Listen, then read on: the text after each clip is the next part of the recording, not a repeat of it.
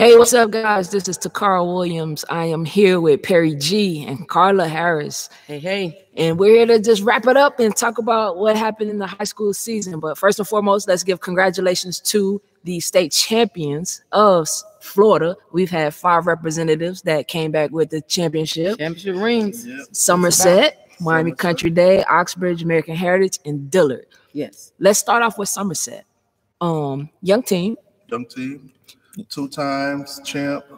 JR has been doing a great job over there at Somerset with those younger girls, keeping them together, keeping them focused, and then also going out and playing real competition. Absolutely. I think that helped them a lot. I saw one coach who tweeted, like, why is Somerset's schedule, I think it was like 12 and 11 or something like that, and they're in the, Lakeland smashing teams. And that showed, based on his coaching and his ideas of, going out and really, trying to make my girls better instead of just winning games. So yeah, that was big. Definitely agree with that. And he has some young up and coming talent in his freshman. Mm-hmm. So let me ask this question, because we know Miami Country Day just won 6. Yeah. Which is in Florida's high school record. Did they finish the number 1 team in the nation? Yes. Number 1 team in the nation. Number 1 team in the nation.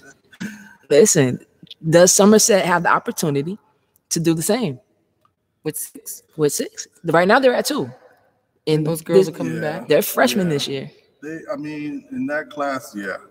The way things might play out in the future with the Florida scheduling, who knows? But I do like them, to win a few more of those rings. If they stay together. Yeah. If they manage to stay together, coaching and players stay together, then I definitely could see them winning 6.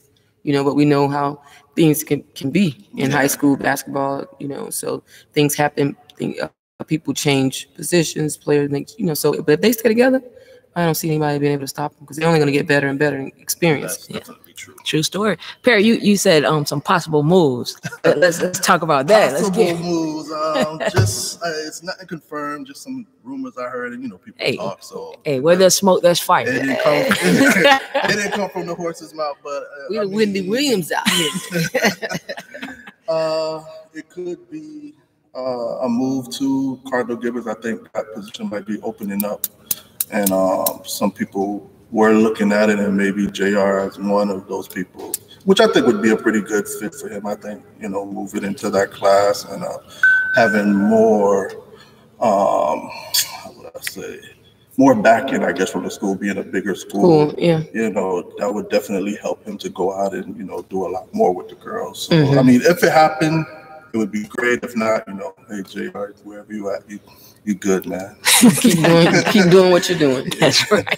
And let's talk about Miami Country Day. Number 1 team in the nation. They go into Phoenix, knock off some heavy hitters. Take that number 1 spot. They secure it. They never give it away. And they come back to Florida and do what we all expected them to do. Win the state championship. Yeah. 6 set a FHSA record, school record. So now people have asked me, and I'm sure people have asked you too, does Coach O stay on this level or does he elevate? The one thing I know about O is he loves those girls. Mm-hmm. Every girl that comes through his program. And, after they won, the first thing I texted him was, congratulations. And, you do so much for the kids, the girls, because it's not just on the court, but outside the court that a lot of people don't know. Right. They just think, oh, it's basketball. Yeah, but it's a lot of stuff behind. Like, those girls are his girls, and so that would be hard to say. I don't know. I'm sure the opportunities are coming up.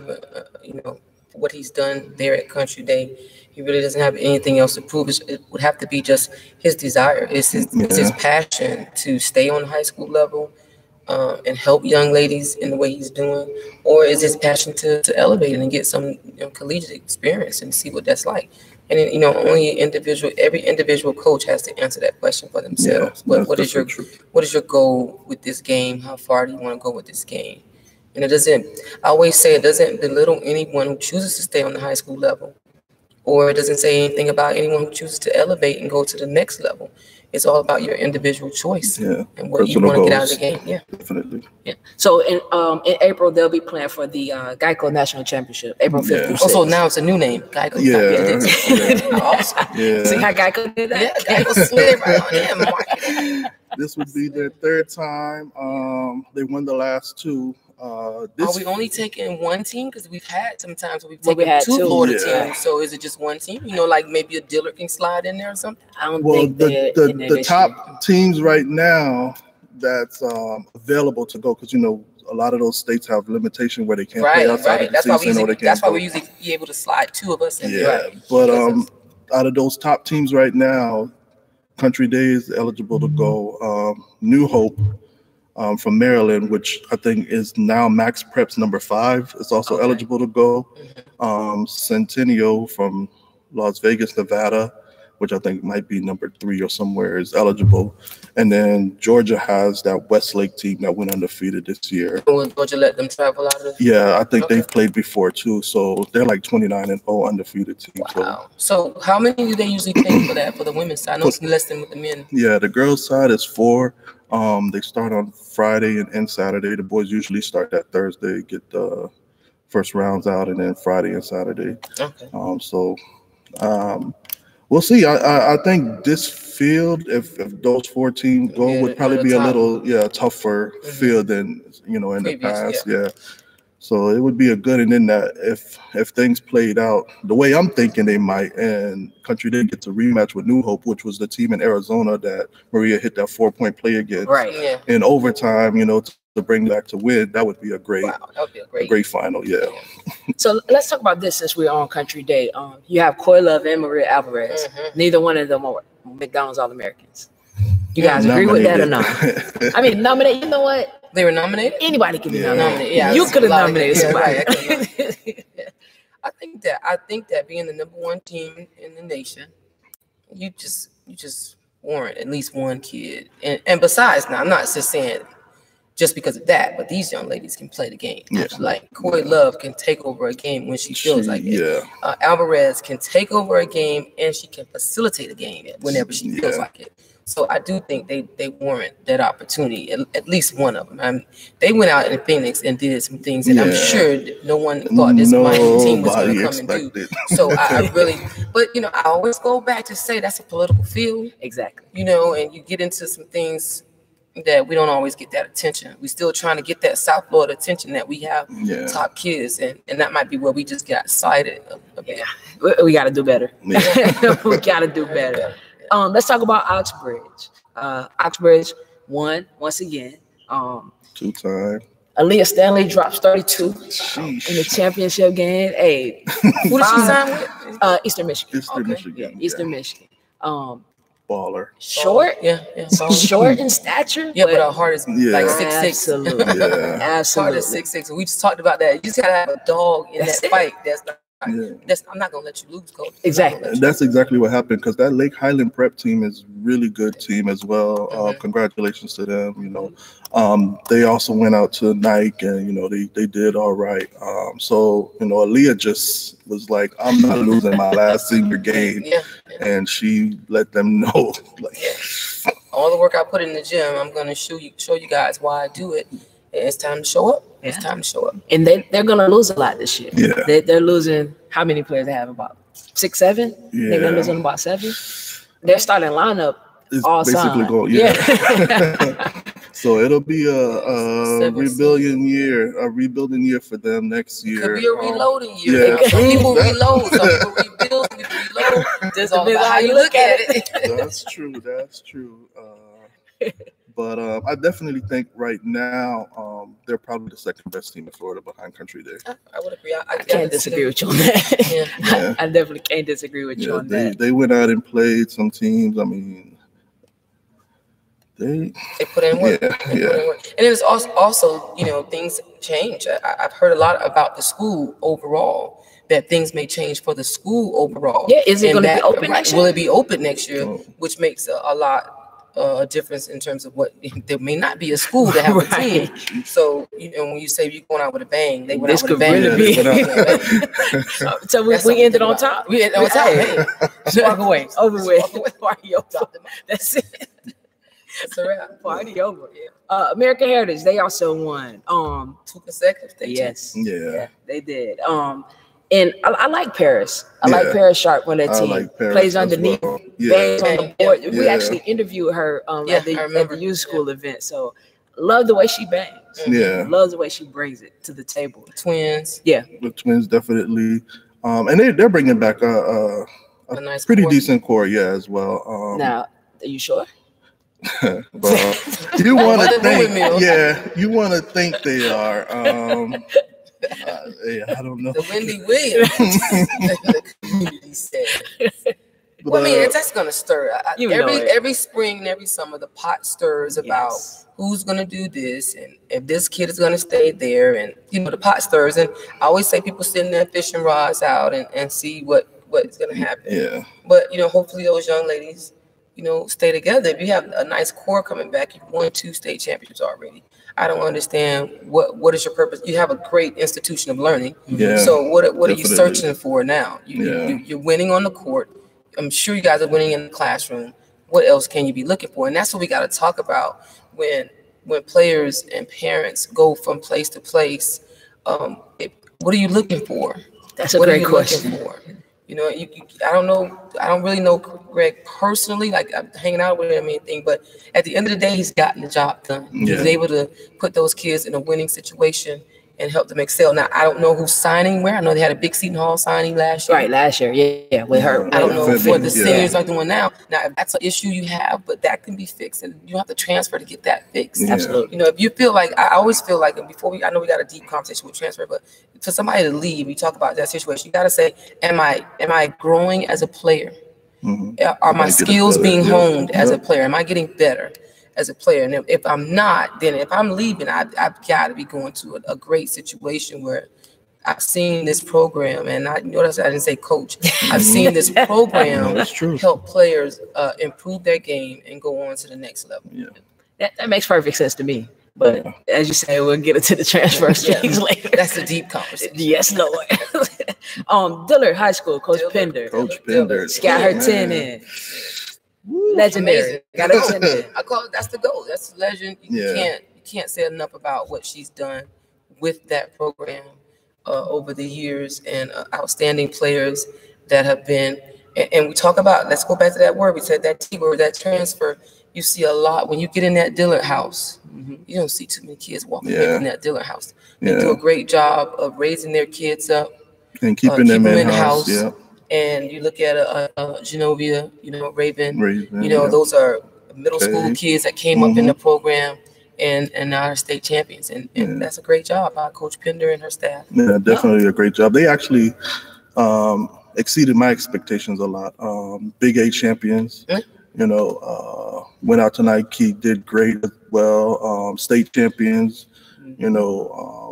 So I applaud Pender, and she's always been. I mean, since I was in high school, and when I was coming up at Ely, we had Coach Greaves, and she won state championship when I was there, and it was always her at that time, and you would hear Pender across the way, and it was. I applaud her for all that she's done for the girls and the game in South Florida, period. 44 years, you know what I'm saying? She's like she's like the apostle of South Florida. And I tell people, and we look at it, and she'll probably say to us, well, I've lost more than I've won, mm-hmm. But all in all, she is a great example of just staying the course. Staying the course. Yeah. And I must say, great people behind her. Yeah. Believing in the system. Yep. Her kids return. You see Dillard kids come back. They're in the crowd cheering, or they're there, as adults and mothers now, they're there pulling for the Dillard Panthers. It's a great traditional program. It's a great program. You can't knock it. You can't knock it. They knocked us off. Hats off to them. They did a great job. I just argue with the Dillard people when it comes to South Broward. So right. Well, your passion is your passion. pressure. They dig deep at me, but I have to dig a little deeper. I get deeper on them. Hey, let me tell you something. 4 in a row and stuff like that. Yeah. We got South Broward. Yeah, hey, listen. Ward, Yeah, see? And we're going to start right there. We're going to start right there. Nah, but kudos to Coach Fender for sure. Yeah. Let's talk about our runner-ups that our 2 representatives that ran up, St. Thomas and Miami High. Let's kick it off with St. Thomas. St. Thomas, man. Unfortunate situation. Both of them. You got tissue out for both of those. Yeah. My heart goes out to Coach Behrens and Haley. Haley's a great girl, man. Jeez. My daughter played with her last year at St. Thomas. You know, and I'm pretty sure it was just a pressure situation. Just didn't, you know, you on the ground, you got the ball, you want to, you know, secure it. It's a natural instinct that we do. Those kids do call in timeouts. Yeah. Natural instinct to call a timeout. Yeah. You get caught up in the whole game and in the whole philosophy. What we do when we get caught, we call a timeout. You forget the fact that coach said we don't have any timeouts. Yeah. You may have forgotten that. One of the things I try to teach kids, and anybody listening, teach your kids how to read the board. You know, read the board. You can say, and then read the board says, I believe they were up by 1. Yeah. Yes, they were up by 1. So, In you know, 10 even seconds. if we do get it, let's go defend. And then I have to remember, and we got to train our athletes not to just, all the trainers want to do drills to score. But I wish if you could just take 10 minutes out of your and teach them about the thought process of the game, right? Yeah. When you're supposed to go score, when you're not supposed to go, when you're supposed to check the clock as a point guard to know what the clock is saying, you're winning, is 10 seconds left, and then you can build an overall player and not just a Euro step. You know, it's more to the game than just being able to do a Euro step or hesitation. It's a lot more. So we got to expand as trainer. All you trainers out there, expand your program to say, hey, today we got an hour workout, and 10 minutes of that workout, we're going to bring out some film. We're going to talk about some situations. And then we're going to spend 50 minutes of it talking about the actual physical game that you're going to play. Because we got to build that mental game, too. Definitely. Coach that made it hard for y'all training. Well, I'm telling you, Coach just made it hard. You got to build that mental mindset up, too. You know, no, very it's true. hard. You want to go out there and tell them all these different moves, and you got all these cones out, you know, all this stuff. But nobody probably taught any of the players about thinking the game. Yeah, thinking, definitely. But remember, if you're, especially when you get to the next level, when you get to the next level, you're not doing all those moves. You're not doing all If you're doing all that, you're going to be on. I watched 2 games today. I didn't see people doing that. I saw layups, jump shots, and free throws. Fundamentals. Some of the best players in the game, and I'm an older person, but, you know, Cheryl Swoops and Cynthia Cooper, fundamentals. I didn't see Cheryl Swoops going behind her back. She could knock down that mid-range jump shot. She didn't shoot very many 3-pointers. She knocked down that mid-range. She got to the basket. She made her backdoor cuts. She scored 20 piece every night. Yeah, absolutely. See, it's all about getting T-spot, getting you shot out. Yeah. Little things. Yeah. And in that St. Thomas game, Samara Spencer did her ankle. Yeah. So she was out for like the last 3 minutes. Yeah, of the overtime. Yeah, man. She was out. Get well, Sammy. Yeah. Hopefully it's nothing bad. I mean, you hate, especially your last game. You want to be out there on the court helping your team, and then for something like that to happen. That's a major. So unfortunate. Yeah. She's a big piece of that. My opinion, if she's not there, they don't go. Oh, for sure. They don't go. I mean, let's look at the regional finals. She took over. Yeah. She took over. She grew up that night. She took over. I had a conversation with her and after the Big 8. And I told her to kind of help her team refocus. You know, if anything to call, like a team meeting, because honestly, she was the only one on that team who had experience in the playoffs that far into and into at Lakeland and to the championship, winning with Fort Myers the year before. And I told her, I was like, you got to lead your team to someplace that you've been. Like none of them been there, so they don't really know. And I'm not saying that she took what I said and did it, but but St. Thomas as a team did kind of refocus after that Big 8. Ely came in. I was thinking it was going to be a closer game, and kudos to Edie's. They played great. I know they got hurt late in the season, and that's one of my sleeper teams. Had they not dealt with those injuries, they would have been something. And remember, their one guard that has been out all season. So she's been out all season. So they would have been one of those teams that have been giving people the fit right there. They was giving it to you. Gustav, the freshman. She went out the Big 8, so that was the hurt more. And Jalila was still in there. Man, I forgot her name. Number 1 was in there. if number 12 doesn't get hurt in the Big 8, I'm telling you right now, I was riding with Ely because they showed me that they can play guts. Yeah, 100%. They went on the road to Palm Beach Lake, tough environment, and took that. That's and I have nothing but respect for that Palm Beach great team. Great team. Yeah. And they came in there and they took care of business in a foreign place, and no problem. Let's go next round. Yeah. But let's go Miami Senior. Miami Senior High. Miami. Oh God. Oh man, 2 years in a row. I feel for you, man. Definitely tough loss. Double overtime. The year before overtime loss. I mean, you guys, the coaches. How do you console your kids? I experienced that. I lost back-to-back state championship. And when I was sitting and talking with you guys earlier, I really did question my existence. Lord, what did I do? Like, Lord, you don't love me like this. So I totally get it. Now I understand that life is bigger than basketball. It's more to it. But at that moment, you're on the brink of greatness. Yeah. And you think you've done everything you're supposed to do, and you don't get that chip. You just you really. I told her I would have to take the day off. I wouldn't have been no travel ball. I gotta take a moment of silence. So I know coach is hurting. I know his players are hurting. But that's another great program. Yeah. That I believe again next year they'll be back in the hunt again. Yeah. They got some young players. They got some young kids over there that'll be returning. That'll be back and again great X's and O's. So they'll be back in the hunt again. But your heart goes out to them. Yeah. You know, those kids who really they lay it all out there. And especially for the seniors, man. Yeah. This is your last go round. You're like, man, I want to go out with that ring, and then the transfer. Yeah. A lot of people giving them they had the transfers that came over, Daniels that came over, and it was like 2 or 3 kids that came over from Ferguson. But you have to understand that even as a coach, when you get those kids, that you have to mesh those personalities. Yeah. You have to mesh and then you have to bring your program ideals together with what they've been taught for the last 15 years. And now we don't have a long time to do it. No. So we're going to be put in these game situations, and that no game this year, is a state championship game. Yeah, it might have been some tight games. The only people like the Big 8 game, it was a championship game. Okay. Dillard and St. Thomas had championship game, tight game experience. So it was hard to say you're in this tight championship game, all the marbles on the line. We're going to double overtime. So obviously it was a low scoring game. So defense was all, everybody was giving their heart. Yeah. So it was hard to see them go out like that. And it's hard to gel all of those kids together, but them to know exactly what he might have wanted them to do and what to do in that situation. So, your heart goes out to them though. And tough team, they'll be back. I know Coach B, he'll have them back. Coach Booster, he'll have them back again. Yeah, overall, South Florida has had a great representation at the state tournament. 9. Yeah. 9. We come back with 5 rings and 2 runner-ups. So it says a lot for South Florida basketball. Absolutely. One other team that I left off, Miami Christian. Yeah, they had a great season. They had a good run. They made it to the Final Four. Lost by 3 in the semifinals. But they played a pretty decent schedule throughout the season. And, they had some pretty decent win over Miramar. Yeah, they did. Archbishop, McCarthy. So how did they do against Lords?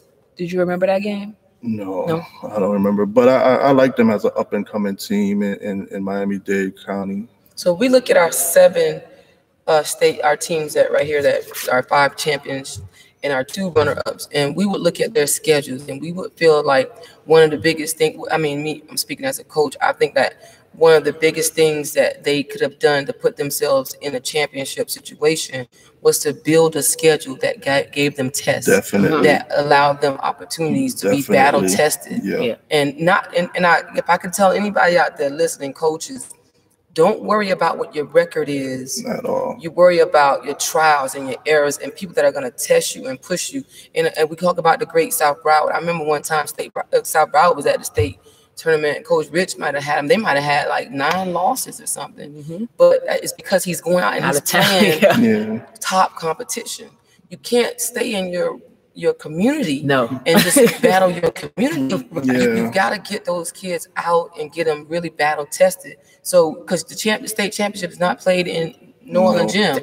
So I got to get them out. And I got to get them some test runs and some battle and some fights. And, in some hostile environments. Yeah, and it And I definitely can't worry showed. about what the win-loss record is. I don't care. Yeah, because when the most important games come up, district regionals, Yeah. now you We done battle went through tested. something, and I Right. can get through those games. Right.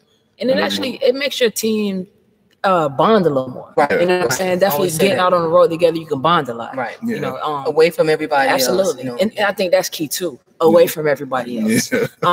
Parents, Leave the parents out. the bench coaches, the parental coaches, everybody coaching, and you trying to, it's crazy. It's crazy. It's crazy.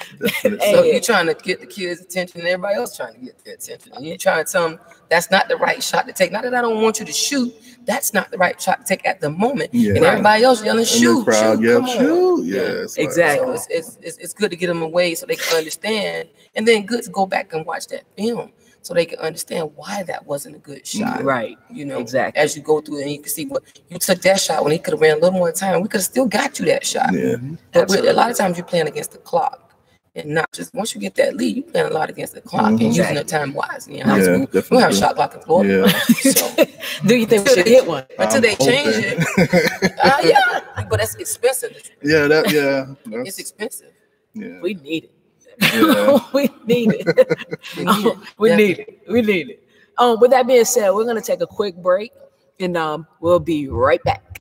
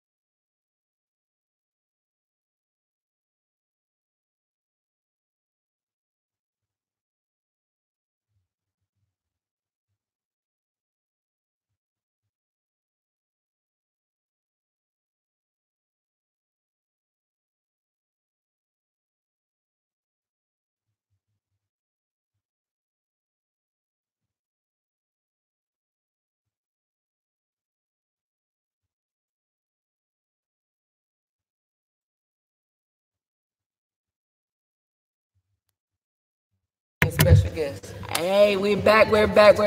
Thank you guys for sticking with us. We got Brittany Scott in the building. Hello. I'm late. I'm sorry. In the crowd. Yeah. Yes. You see the S on her chest. That's who she coaching travel for. We're on Broward County. What's your bright spots in Broward County, Perry? Definitely was pleased with what Coral Springs did this year. Hollywood Hills too, a younger team. The coach over there is really working those girls. They made a pretty good noise this season. I really want to see Coral Springs though next year build on what they did this year.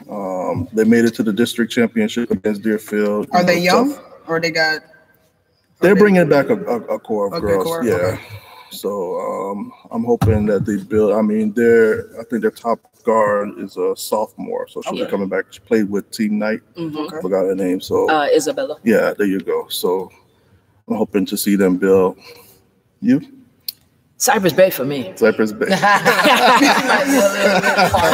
Hey, Cypress Bay for me. That's the right spot. That's it. No, I'm kidding. I'm definitely looking forward to see what the Diller is going to bring. What St. Thomas is going to bring, because I want to see how you're going to bounce back. That's my Ely too. I think Ely get those young ladies healthy. Yeah. And Jaleel becomes now a junior, right? With experience. That's a dangerous team. I'm saying she's a beast right now. Yeah. She's a beast. I mean, we debate about it, and it's debatable. And the only reason why it's debatable is because her team wasn't in Lakeland. Because a lot of people want to give stock to how far you take your team. Right. But that's a kid that you could have placed on any one of those teams. Yeah. And she would have took those teams to another level. Hands down. Even any team that got to Lakeland that might have lost, you put her on that team. They put on champions. Put on the St. Thomas, no doubt about it. No doubt about it. So I mean, I'm a day. Y'all might say, Coach, you don't have much to say, but about Brown. But and I've been there because I had to sit on that Panther team. So I've been back and forth watching and kept catching Ely. And that kid is just amazing. Truth. She's the truth. She's the truth. With double team, Triple you team, play me everything. with two people. I mean, like I literally watched one team literally take two people and left somebody else just wide open, and she still was able to get the ball. Yeah, and get to the basket. Still get to the rim at will. The special talent, That kid is tough, man. So that's my vote. And she's vocal. She's vocal. Yeah. Plays both. She's playing 32 minutes most of the time. She's playing both ends of the floor. She can shoot it. She can get to the basket. She can lead her team. Smart. She's smart. Yeah.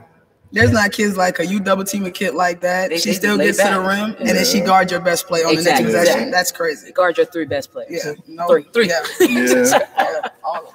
Stays out of foul trouble. She's definitely one, and she knows she has to stay out of foul trouble. They need her on the floor, so she's gonna be smart about moving her feet and playing tough defense and being available for her team. Up and coming for you, Perry said Stranahan was one of them. Stranahan, yeah. Coach Lawrence, he left BA, moved over to Stranahan. He does an amazing job. Those kids looks too. Yeah, that's definitely too. Yeah, but he made a little bit of noise.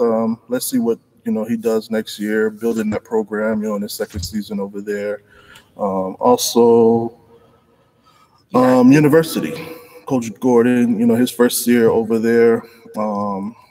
Don't know what's coming in next year. Don't know what's coming back, but he's a great coach. Yeah. So What do we think about Nova? Nova was one of the teams that made some noise this year. They got That's a regional team. finals. That's a steady team, and they got some kids coming back. They got some young kids that developing. I just seen a couple that I didn't even know about. And they're I think Jason does a great job over there. Yeah, being definitely consistent. He hasn't gotten that ring yet, but again, easy to say when you've done it. But I always try to tell people, and somebody said this to me before I was able to do it.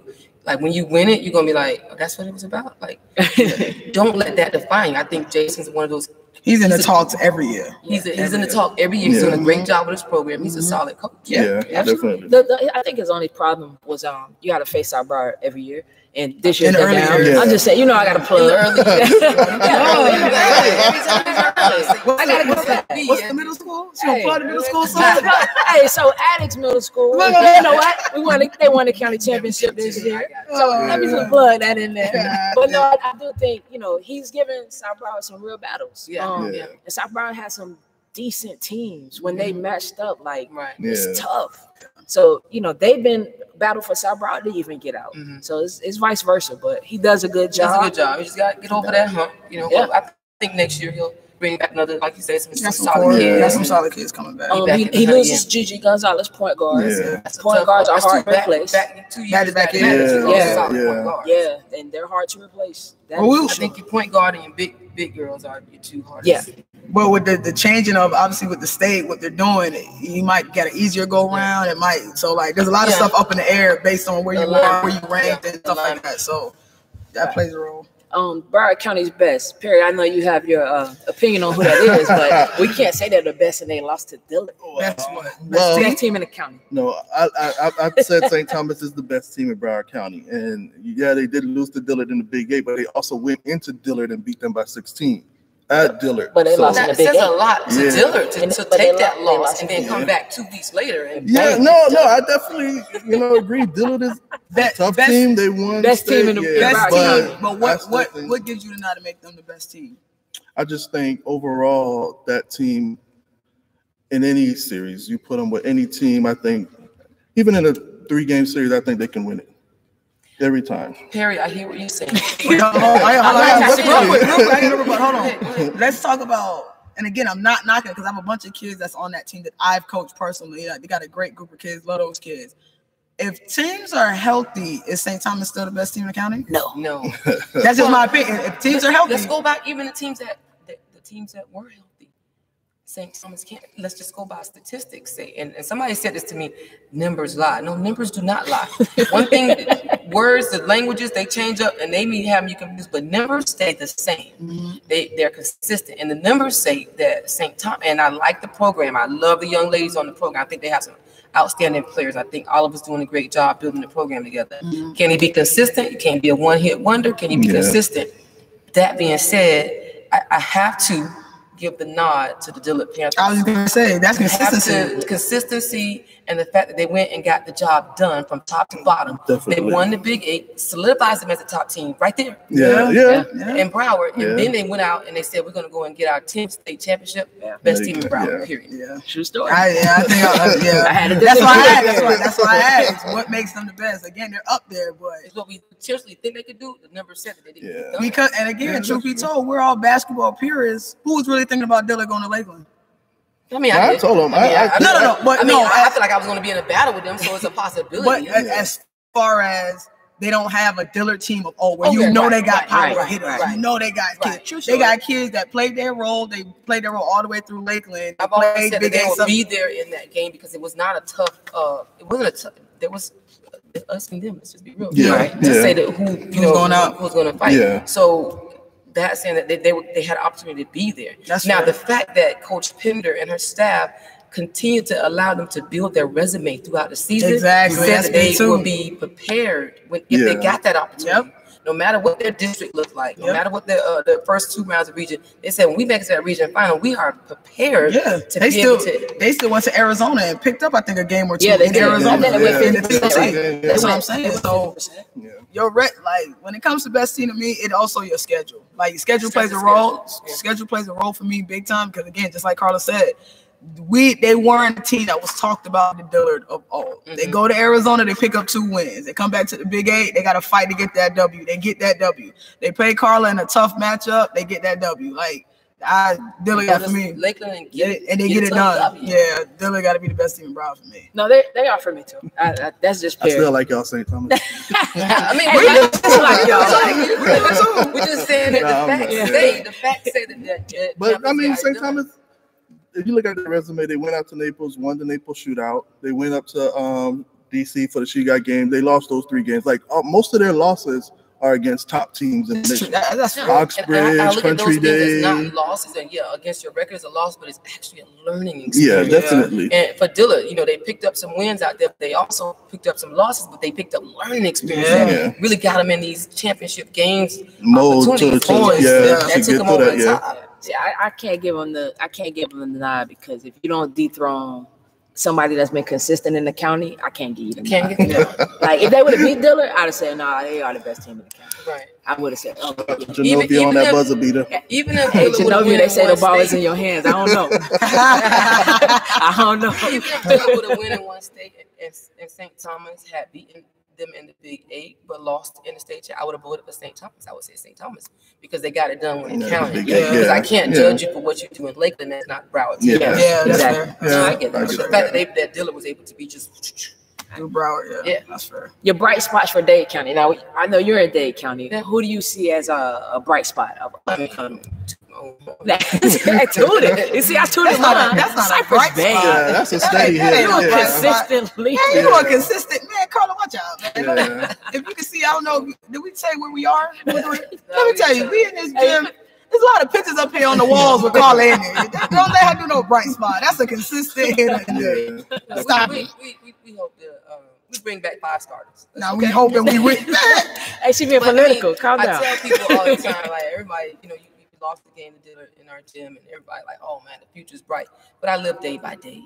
Of course, you look forward to the future, but you never know, what the future holds for you, and injuries and various things that should come about. So I try to live in that moment. So if I'm in a regional final game, I'm beating myself up about how I didn't take care of that business. I can't go out and smile, hey, I bring 5 starters back.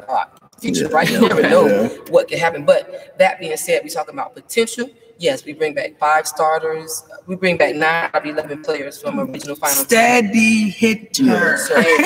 So I'm looking forward to the Dillard Northern Regional Final next year. I forgot the shift. Yeah. What do you think about the Central team? You faced them 4 times. I think that is a solid team, and a lot of people, was like, and I did a lot of film. I spent most of my film study between Central and Dillard. I'll be honest with you, all year long. I respect that team. I love those kids. I think they play hard. I think the coach got the job at the last minute. She did an exceptional job pushing them and bringing them through to get to the district championship. Yeah. The 2 times, I think one time in our gym, they battled us to the first round. They battled us close. We pulled it out. And then we went over there, we double digit. And then the last one, we took care of business. But I respect that team a lot. Yeah. And they bring back some solid kids as well. A bright spot for me as well this year, Keysgate. Yes, Keysgate, absolutely. Keysgate, man. The run they made, the run they made, the schedule they played. And again, I'm not as familiar with Dade, especially the Southern Dade teams, but Keysgate was a team I always had to pay attention to because you're always hearing things about them and who they got and what they're doing. So when you look at a team like Keysgate, we host a league here. Keysgate plays in our league. That means that you are committed to your kids getting better. The faithful, loyal South teams that come every year just about to our league is a Keysgate and a Lord's Academy. Right. And both were in the regional. One win state. Yep. So when you commit yourself, and I'm talking to our down South teams, if you guys don't have things going on down there, you have to, let's say volleyball. If I was a volleyball player in the North, it's not a lot going on in volleyball in the North. I would find my way down South because it's heavy down South. And the same thing for our South teams. If basketball is heavy on the North end, you got to talk to your coach and say, when Ferguson was solid and Coral Reef a couple of years, those teams came to our league and participated in our league and it helped them get better. Come the season, they were in the running. Right. So you got to invest. Exactly. I agree with that. I think we are probably going to agree who Dade County's top team is. Not even up for question. That's easy. That's easy. That's game. We were talking earlier, like player of the year, like pick either one. It's a battle between either one of them. Right. Depends on what you like, right? Whatever you like. There we go. Let's take it up to Palm Beach. To round out the Tri-County area. Bright spot. I'm gonna say Seminole Ridge for me. They're young. They're young. Got a nice little group of players over there. Perry, you said American Heritage Delray. Yeah, the Heritage Delray with Jordana.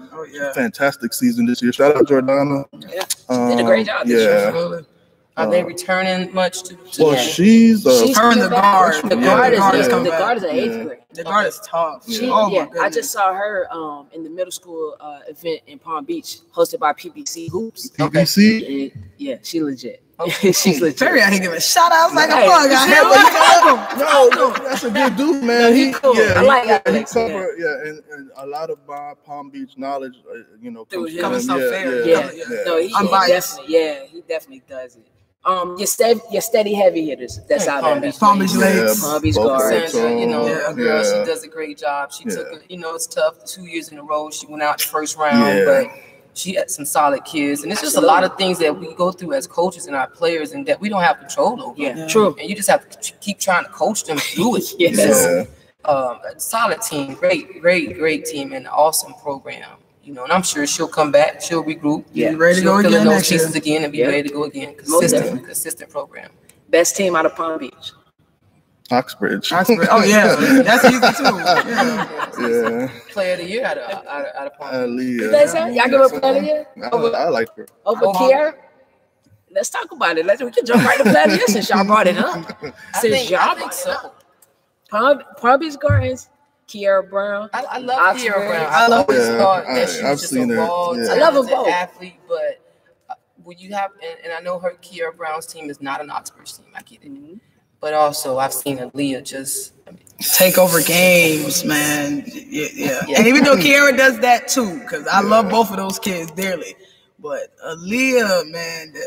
And and then the thing that makes it even better, she's a smaller guard that plays big. Yeah, she's a small guard that plays big. Like that girl can pull up from anywhere. She can get to the rim. The handle is there to get her shot off. Yeah, Leah gets the non player of the year for me out of Palm Beach.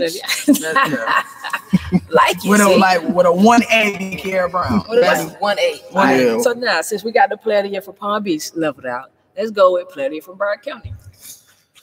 Perry got a toss up. Yeah, I tweeted that I like Jalea, definitely. That's not even need to be mentioned. And I also like Sophia. CB. And the reason why I mentioned Sophia Jones, excuse me, was because of what she did with her team this year. So Takara knows. She had a team. And no knock on your team, T.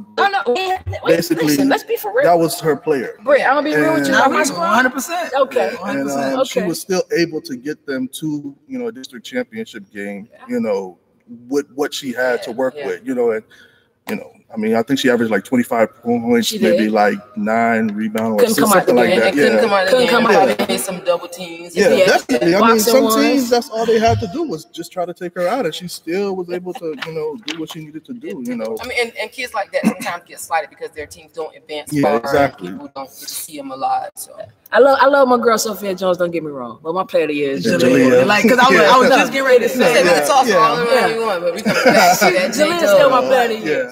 Definitely. Sophia she clearly has the edge. But wait, I was gonna say, because again, for y'all that don't know, I was a silent coach for Cypress Bay. I was a Cypress Bay. I played against them. Yeah, I've seen them play numerous times. Obviously, T is my girl, but I would tell her man, Cypress Bay boy, you got on the phone T. I'm telling you, the squad.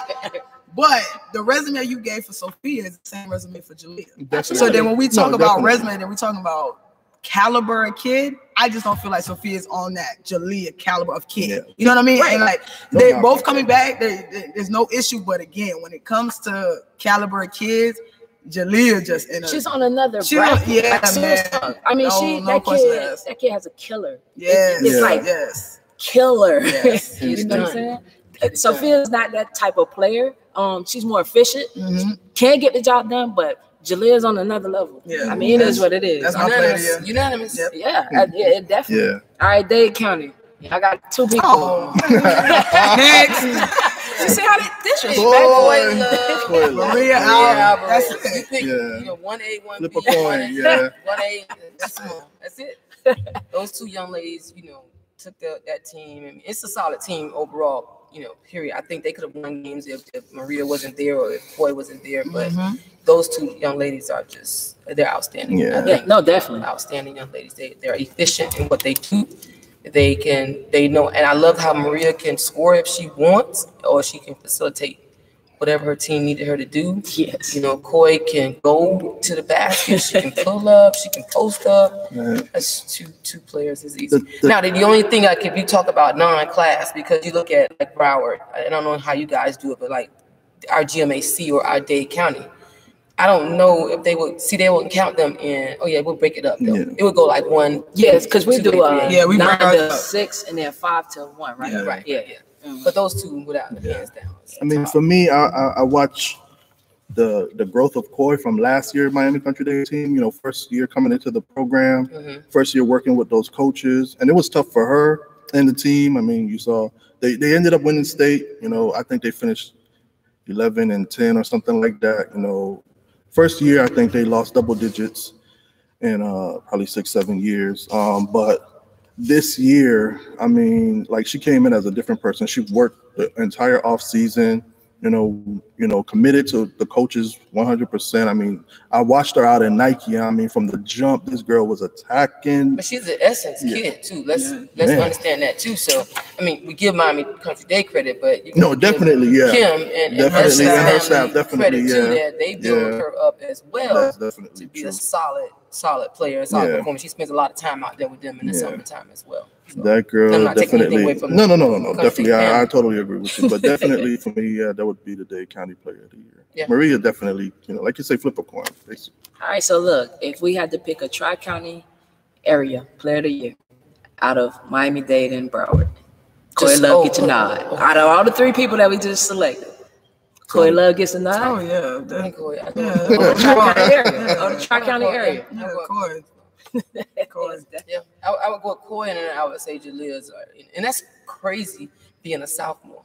Yeah, That's definitely. crazy just being a sophomore. But I would say Coy, just because she's the physicality, her body can take, she can carry her team a lot more. But then Jalil would be right there. Definitely want to see Coy on that next level. Playing in the SEC at Vandy. Yeah, I definitely want to see what she's gonna bring to the table there. Yeah. Like with her skill set and playing against athletes just like her. Like that is gonna be interesting. That's gonna be interesting. And Vandy building a team, man, recruiting a lot of girls from down this way. South Florida, they coming in and scooping. I always wonder if Coy was on the University of Miami. Was there even an option? I would hope she was an option. I would hope there was a backyard. And I know we got that down to talk about, but I just wondered. I mean, I'm a Cane. So. she plug. Y'all get mad at me when I plug. Boy. Solid plug.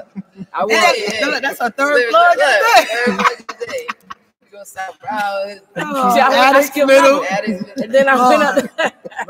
We play elementary school ball at. Hey, listen. You know what? What part? Hey, I was at BF James. I was at MLK. What you want to do? All right, let's talk about this format. Britt, you probably know more about the new format that's about to hit, being that you're assistant AD and all. Can you please break it down for us so we understand? The assistant AD side of me, the coach of me. Listen, from what I'm hearing now, whatever your school's volleyball type of feel that they took, your basketball team may take that same type of feel for basketball. Okay. So I would just tell coach until it comes out in March. I think in a couple of weeks, actually, about 2 or 3 weeks, it comes out. But whatever your volleyball team, how they have it set up, your basketball team's gonna kind of take that role. So I haven't even looked at mine, so I don't know if anybody else looked at theirs. I mean, I looked at it. It was crazy. I said I'll just wait till March. But bigger than just the format in terms of what teams or schools are in your region or whatever district. Let's talk about this Max Preps thing. Like that's gonna be a big thing. Whereas, like somebody said to me, like Carla, your strength of schedule was like top notch. We would have got a lot of points according to that Max Prep standard that they're setting. But how can we trust that? Yeah. No. Yeah, we can't. Nobody knows what the formula is. And nobody puts their stuff in. They don't put their. And then when they do put them in, they padding it. Yeah, like, you know what I'm saying. All that matters. Right. So, me personally, I would want to see is the state of Florida. I want to see one champ. All these classes it's 9-0. I want to see one champ. Now, I'm gonna debate you on that. Okay, I like it. In the NCAA tournament, there's more than one champion. They're all collegiate players, but there's more than one champion. You have the Division I, correct, big school champion. You have the Division II. You have Division III. You have NAIA. Did I miss anybody? Division III. I said that. Yeah. So you can't say that, but I do understand what you're saying. We kind of water it down. We got 9 champions. Yeah, I think 5. I'm not maybe 5. Yeah. We when I was up in the day, back in the day, we was at 4, I think. Right. Now I don't know if the population has grown so much. maybe the rural schools that's too small to say they can compete. But I think somewhere we can get it down to maybe 5. Right? Yeah. We can get it down to at least 5, maybe 6. Right. Maybe leave one for the rules at one, and then 5. And then it would be like what you're saying, Division 1, 2, 3. Yeah. And then you powerhouse it and then bring it on down. Yeah. Because like it's just too many. I don't know. When we won, I'm good with that. But I would rather see us compete against, if there was a class above us, a 6A, and we were 5A. I don't want to beat that 6A team because I want to be the state champ of Florida with the powerhouse schools. Yeah. You got to look at the fact that, like we talked about, your school, Cypress Bay, has we got 5,300 kids. You have 53, and I'm not mistaken, we're at 1,800. And it is unfair to say, like, yeah, of course I have my basketball pool, but you have a larger pool, and maybe you feel like, Coach, yeah, your pool gonna outweigh mine. Right. Absolutely. Based on numbers. Based on numbers. Yeah. And so then you can't look at a 300 count school and say, okay, you're gonna compete with a Cypress Bay. That's so you still have to have some type of fairness, something in there that gives everybody a little bit of an edge. I like down to 5.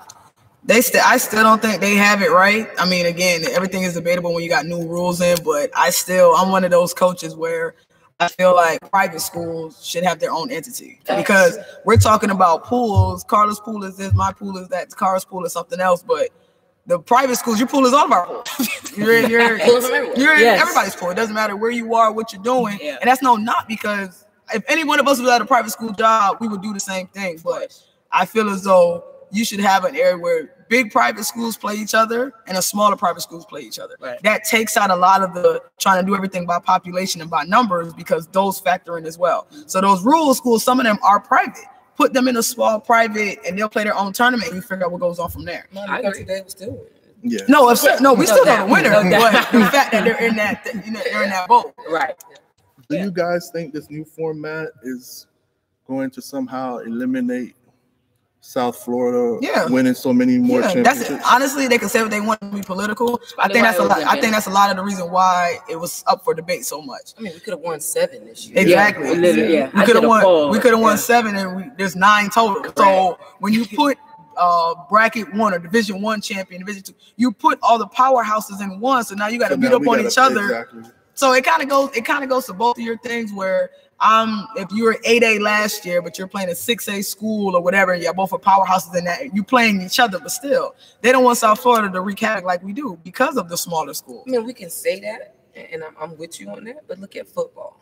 Football, and if they're tired of South Florida winning in football, you just gave South Florida the opportunity to win 4 or something state championships. I mean, Central is in its own. Yeah. Northwestern is in its own. Yeah. St. Thomas. I think Carol City and Norland are in the same one. So you can tilt 4 or 5 state champions from South Florida. So I get what you're saying, that could possibly be somebody's mindset, but it didn't work for football because you just actually just made everybody on the north end of Florida like, what? Now you about to let them just take all the trophies home. Well, I'm with you, but when you got Miss Pender with 10, they like, oh no, we got to figure this out. We got to figure this out. You know what I mean? So because I can even take it. I put my admin hat on for football with us. The district changed for us now. We're like, I'm at Coconut Creek, but Jensen Beach is in our district. That's a district game. Suncoast. They coming to us this year, it's like a home. So they come to us and we go back. But then Suncoast is in our district as well. You know what I'm saying? So now you only have to play. You don't even have to play for basketball. You don't got to play. That's what I'm saying. Yeah. So it's like I can play my whole schedule somewhere else, and then you're gonna base my district tournament based on strength of schedule. That's crazy. That man. So if I'm gonna, it doesn't scare me just because I know we schedule a tough schedule like that. But there are some teams out there like my current district, Central. You can question, like, she would have to go out and really schedule games to be in that class, to be able to come into that district tournament and not the 4th seed. Yeah. Or whatever have me in there because you didn't play anybody. Mm-hmm. So you really, and then you're going to say, how are you going to get games? Whereas you were set with your district. I know for me personally, we get 22 games because we have to save 3 for the GMAC. Mm-hmm. Now, I had 16 or something like that in my district, something like that. So those games were squared away. Now I don't have to play those games. Some coaches are concerned about where am I going to get games from? Yeah, because some players. I can speak to that a little bit. I don't duck anybody either. You can look at my schedule, and anybody, especially my schedule this year, you can say we finished the year 12-10, but I have losses to Miramar. That's one of another top teams in Broward. American Heritage. I played Dillard. I don't run from anybody. I don't care who's on my roster. Right. So like I think I'm one of the only districts in Broward, or maybe in Florida. We only play once. So our district only plays one time. So for the past couple of years I've had to get games. So to be candid a little bit is gonna prevent people from hiding. You can't hide anymore. You cannot hide. If you want to be in certain classes and in that realm of those based on strength of schedule, you have to play now. You can't play the cupcake teams and then expect, I want to be number 1 seed, or I should be in the Division 1 title, or however they're breaking it down. Or, you know what I mean? So you can't hide. You gotta go out there and play. That's how that goes. So now let's talk about this because I know you guys literally went through this too. Let's get on these reps. We're gonna be gentle. I am focused. What's the first question? Let me start off. Let me start off with a positive round there, because I want to say that my regional final game, and I'm sure Dilla people probably say you crazy, but I thought these guys were amazing. Where was your crew from? Where's your crew from? I lost the game, and I felt like they were good. They were from Palm Beach. And you had a Palm Beach crew. Okay. The game before that was from Palm Beach, and I thought they did a great job. I actually so it sounds like we need more rest of Palm Beach to come to Broward. Matter of fact, in my regional game, I didn't get Broward this year. I usually have one Broward game, one Broward crew. Didn't get Broward at all. I had a Dade County crew, 2 Palm Beach crews, and the officiating. So you would say in your regional tournament, you had fair shakes of reps. I think all three crews, amazing. And none of them were from Broward. And none of them were great. So now, Broward coaches, Takara. We need fines. We don't be. No. We don't. This is what I will say. I feel like if you teach in Broward County, yes, if you're a principal, AP, administration in Broward County, and you also coach in Broward County, I don't think you should ref in Broward County on the boys or girls side. Yeah, I agree with that. There has to be some kind of conflict of interest when it comes to referees, because I can't be reffing a game and we just go, you saw Broward because that's where I graduated from. I can't be reffing their game and I'm cool with it. I already have a connection with them. I went there. Yeah. So me refereeing their game, I don't really think I'm refereeing from a fair standpoint. Yeah. You know and I want to say this, even if you were not, sometimes you could be over biased. Yeah. I had a former player that had ref one of my GMAC championship games. Right. And we had a talk like months later. She was overly critical of you guys. She was overly it was a call that ended up, and not that call lost me the game because we missed the layups and right. But that call was one that could have went my way and it could have went and I would have won the game. Right. And she actually called against me, but maybe 2 months later she admitted that, coach, that was. But you try to be so, and I said, I get it. You were placed in a bad situation because if it looked any way like you were being biased for me, you were going to be talked about. But see, that's the thing. No one should be put in that position where they would have to be biased. That's my thing. I mean, but it was a GMAC championship, and so who doesn't want to officiate the championship if you're trying to elevate in the game? Yeah, and why should I be punished when I'm more than 10 years removed from the school? I'm supposed to be able to be but again, don't put yourself, because if that's the case, if you're that caliber where you can where you can ref the GMAC championship, put a crew for the Big 8 championship. That way you still have that type of game. Well, they don't let them cross like that. You have to join an association. That's true, but that's what I'm saying. There has to be more dialogue. Something has to open up. Because I give you a perfect example for my boys team. There's a ref that he refed our game. Whatever, I don't remember if we won or lost, it doesn't matter. But the school that he's the assistant coach for, we played them 3 nights later. So you're trying to tell me whether it be situational basketball, you didn't pay attention. That's what I'm saying. So stuff like that, you can't have those type of conflict of interest, especially when we played you the next week. Yeah. So with a minute and a half to go and we're down by 2, we called this set. You remember this set. You tell your coach, and now you're prepared. You know what I'm saying? You can't stuff like that. You can't do. Yeah, we teaching ability can't do that. Yeah, I feel like we should offer due diligence, because you shouldn't get paid to scout. That's getting paid to scout. If you ask me, as a referee, I'm reffing the game, but I'm scouting too. Even if you're unbiased and you're fair. Like you say, if you have basketball experience in terms of you're a coach, a player, you looking at the game way different. There's head coaches that are refs that ref during the season. Yes, they should not be. That's what I'm saying. That's so I'm not knocking. Trust me, I'm not knocking any ref. Whatever. You still got to do. Your team has to do whatever you got to do to win the game. So we're not gonna put everything on these refs. But I can't have somebody doing that. You come on now. We can't have that. It hurts the girls. Do you think that teams more? Do you think that if I coach, like say if I want to officiate, do you think I could be a fair official for a boys game? As long as you're not present when the girls play. See, that's the problem too. Because they do. You see what I'm saying? It's like boom. Again, you're getting paid to scout. You see what I'm saying? So let perfect example. I'm a coach. Let's say I'm a coach in Dade somewhere, and I'm a ref as well. But I play Norland 2 weeks from now. I'm gonna take the Norland boys game. I'm still in the gym, so I'm gonna get there early, and I'm watching Carla still. I'm a ref because now refs get to the games early now. So I'm watching what you're doing. Then I ref the boys game. But then when I play Carla's probably like, man, how she know exactly? I mean, I know what's going on. They got paid to scout, baby. First horn. Oh, she run this. Okay, cool. So that's what I'm saying. If coaches are held to conflicts of interest, we can't recruit. Then referees should be held to some kind of conflict of interest also. Would you recommend that you have to officiate if you're a coach? A current coach, you need to officiate in a different county. Yeah, maybe you go officiate middle school. Help the middle school people out. If you does the checks change? Yes, yeah, I'm sure. But that's go to another county. You know, and the conditions change. You're outside. You're in the AC, right? You know what I'm saying? And the check does change. Yeah. No, I agree with going to coach at another county. Like seriously, if you are a coach in Broward, go ref in Dade or Palm Beach. Yeah. Don't ref in the county. Yeah, come on, like. And again, that's not on the ref. That's the powers that be. Yes. Whoever those are, you got to have those parameters in place. We need to make it. Whereas if you're a high school coach, you cannot. Let's just say you don't ref. Let's just say you don't like. You don't officiate. Not the sport. I mean, not the sport. It's a conflict of interest. Like that's crazy. Like I can't be your attorney and your attorney.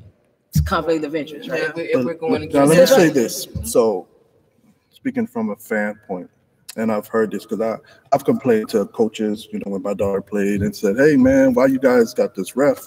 And I was told that as a head coach, you're given the list of refs for your games. That's negative. And then that you can knock off a ref. You can scratch. That's correct. Yeah. That's correct. That's correct. You can scratch. You can scratch, but you don't have a list of them. Oh, okay. No. If you showed up to my game and I had an issue with Britt, I can go get your name off of the book. Mm-hmm. No. I can call in. Well, it's different. It's different in Broward. That's how they get. Okay, in Broward, we have a system called Arbiter. So our refs are listed for our game. So I know. So let's say I know. You only know that because you're the assistant AD. No. They give the login to all coaches. All the coaches have a login. Step up, Dave. Yeah. All the coaches. I have access to it, but I'm No. Every at our coaches, our head coaches meeting, everybody has a login for Arbiter. So if I play you next week and they pick up the game, I know who my refs are, so I can scratch them if I know. You know what I mean? But I heard it's like up to 3 times a year or something like that. You gotta realize that's a negative thing. Once you put them on the scratch list, they're scratched from any home games for you. So, but you can still meet that ref on the road. Right. So then, who's to know that? If I scratch, I'm gonna pick you up on the road game.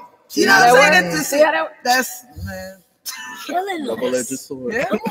So now I gotta let you ref my game. I think we need to approach it differently. Most refs, whoever they officiate my game, I don't really have conversations with the ref. Unless I'm asking where am I going to get the ball at? That wasn't a block, maybe, and because I understand the block charge is a judgment call, and that's it. I don't really. I try not to. I really don't have. I try not to too, but first of all, they're human and they're going to make errors. I want to spend more time coaching my kids than I do coaching them. I'm not going to change their mind. They're going to think what they're going to think. Right. Now I do have the right to tell them, please watch, this person doing something, and that's it. But I'm not going to get into that. But and some coaches give too much control, and you spend your entire time out going back and forth with this official, and you didn't instruct your players at all on what the next move is. And your players are going to react. My players know I don't have much of a discussion with the ref, and you sure better not have any discussion with the ref. That's not your job. So a lot of coaches wonder why a player might get slick with a ref or something to the ref. It's because you're teaching them to do that. No, when she said, ref, all right, I got you. I'll speak to her. That's it. And a lot of times it's psychological. Like you got to let them. You in control. You got it. Because if you go getting compatible, you're gonna lose that battle. You're gonna show them up, or they're gonna show you up. So I'm not gonna. They momentum shifters. It's situational at times because I'm pretty sure we can all sit here and say we've had refs that anytime that they get your game, no matter what year it is, one situation, it's the same. It's just bad. Like every time. Thank God we haven't ran into each other. So you know what I'm saying. So it's tough, and that's refs on any level. But when these things mean so much, and they got questionable calls, and you can go to a game that I'm a fan, because even though I'm a basketball coach, I'm still a fan of this game. I'll go watch games and I'll be like, ooh. And then you look, that same ref you woo at the Big 8. Whoa. Oh, Lord, they got my game this week. Lord, you know what I mean? So I think it's situational. You don't put the game in the ref's hands. But with that being said, the refs can't put the game in their hands either. Yeah. Well, let's talk about this. I watched this all year, and our Dade County refs, and I tell my refs, every time I make it to Lakeland, you've already prepared me. So I'm going to be ready when I get there. I know the rules. My kids are going to be. So all year we've been told, do not wear your shorts in any other way other than how they were told they were made. So I mean, you can't, because the college kids are not tucking them and rolling them. Yeah. And so our Dade County officials had us boom, boom, boom. And I'm watching the game in Lakeland, and the kid got her shorts darn near tucked so much that you could almost see her underwear. Right. She doesn't have on any tights, and they're tucked all the way up. Well, Broward, we didn't get taught about Broward because our kids roll tuck for real. Seriously, I heard it's a big problem. That's the only thing I'm asking for. Consistency. That's across the board. Yeah. And we don't have. I'm not gonna judge your cause, but you be consistent in what you say you're gonna emphasize and what you're not. And that's the thing. But there's some rules in basketball. It's cut and dry. It's black and white. That's the rule. That's what this is. But then one game you can do this with this crew. Right. So you think you're fine. No nothing. Well, then the next game with the next crew, you getting a tech or you getting something else because the crew before didn't say nothing. And I'm telling that from personal experience because I had that situation with a uniform situation with me. Well, if it's a uniform situation, that's consistency. That's what I'm saying. It's not. And it's a very block. If it's a block or it's a handshake. No, those are judgments. So if it's a uniform call, it's not. It should be a black tights. You gotta have on black tights. You gotta have on black tights. You got on white. Somebody got to. I done been in a coaches meeting, meeting before the captain's meeting, before the game start, and I asked the ref straight up, "How we doing hand checking tonight?" Because if you tell me that it's off, I shouldn't see nobody ride my player 94 feet. Right. Yeah. My player, 84 because high school. My player was ridden 84 feet from start to finish. And no call. And I'm like, when you gonna call the hand check? Because we just talked about it at the beginning. That's why I always talk about it at the beginning. Yeah. Oh, she not gonna get that call on the next level. Next level? We on this level. Yeah, exactly. But let's get off of this. Next topic. We just want the lack of the conflict of interest. Yeah. We do kind of sort of. No, I'm just kidding. We do. We love y'all. It's all good. Be consistent. Listen, here in South Florida, we have 3 circuits. Okay, 3 teams that offer circuits. So right now in South Florida, we have Nike EYBL, Adidas, and Under Armour. See, she representing the Suns on the Nike EYBL. Gotta get it. Under Armour is freshly out, so we don't know how that circuit is going to go. Yeah. EYBL, hands down, in my opinion, is the best circuit of the 3. Adidas has had some longevity. We got the Miami Suns and Essence representing the EYBL in Florida with Central Florida League. Team Night is representing Adidas. They're the solo ones on the Adidas circuit, and we have FGB representing Under Armour. And South Beach Elite. And South Beach. Temple or South? No, South Beach Elite. I think. I'm not sure. I seen the Temple one, so that's why I asked. No, possibly, hey, whatever. South Beach Elite, FGB, get it done. What are you guys looking as far as exposure? Let's really talk about this, and let's talk about our players that we have. So we know we have a certain caliber player, and we have 3 circuits that they can play on. So if there's players that need to be on a circuit, and there's a point at we can select what circuit they go to. How do we do that as a basketball community?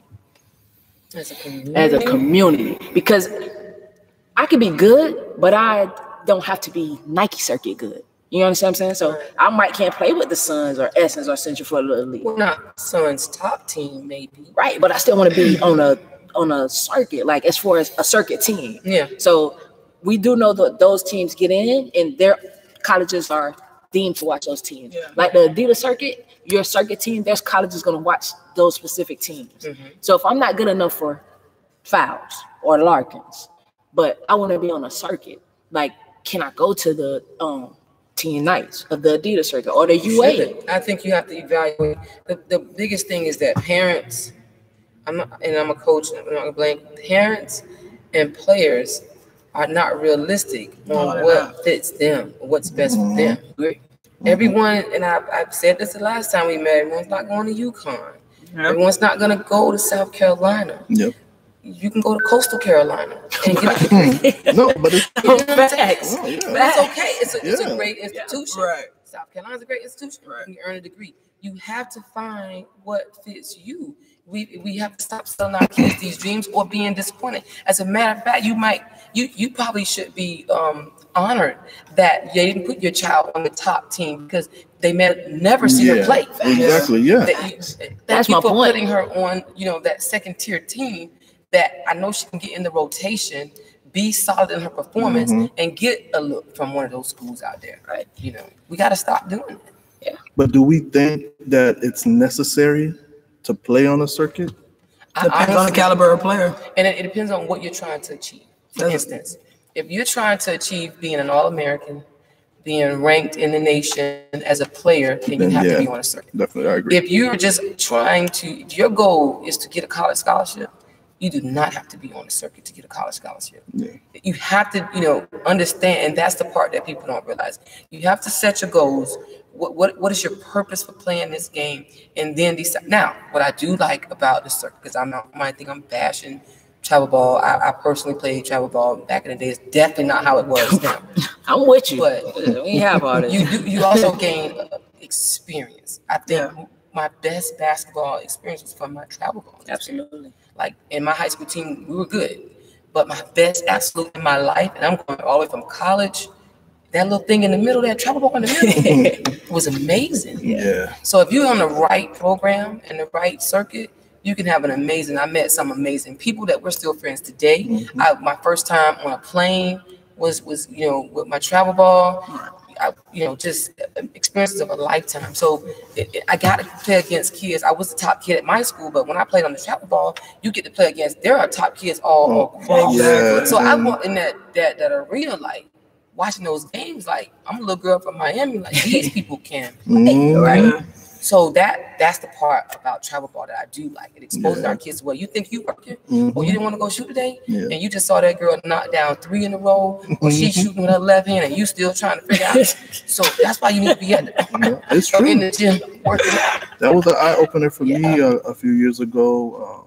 My youngest daughter, first year travel ball on her team, they were kicking butt all throughout Florida, and we went to Atlanta, where everybody was there, and I don't think we won a game. We got smoked, and it was just the level of competition. I was like, is Florida really that far behind? Yes, we are. Yes. Yeah, unfortunately, we are. We're distracted by we're distracted by so many things. We just don't put in the work. We don't put these countries. Nowadays, I'll start saying we are. Yeah, definitely. A lot of coaches I've noticed are doing more training with the girls or the boys, not just in the gym running plays or defensive schemes, but they're actually working them out to kind of prepare them, because I get it. The goal in high school is to win a state championship, but at the same time, but at the same time, you still want to make sure your players can get to that next level. So you have to prepare them. I have a good friend of mine, like his daughter, like he tells coaches all the time, listen, I don't care what you're doing, I'm preparing my kids for the next level. If you want to deal with me or not, I don't care, but I'm preparing my kids for the next level. And I've seen a lot of coaches actually been stepping up and doing that. So kudos to South Florida. That's the best thing we can do, get them ready for the next level, as well as trying to win. But don't put them in a bad situation. No. I mean, and you see, like with the girls basketball community here, the kids are pretty much all cool with each other. As far as what's up, sis? They're cool with each other. They all know each other. My issue of what I see, the directors are not. The kids are cool, but the directors are not. And parents too, because parents act as many directors. We trying to pull a kid. This doesn't. So high school coaches.